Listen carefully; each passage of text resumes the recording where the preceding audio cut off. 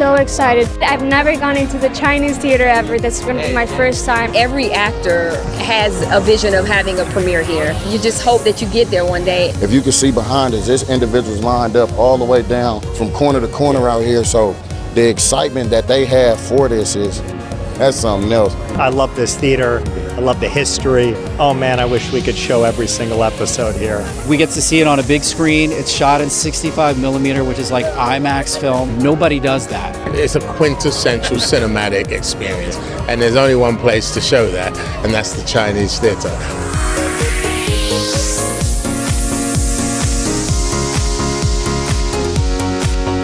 There's a certain amount of unpredictability that they've come to expect from us. And I just hope we entertain them and thrill them. Season 3 has been a little crazy. This is just the apex experience. It just moves them and keeps them on the edge of their seat. It's pure entertainment. I hope they enjoy the ride.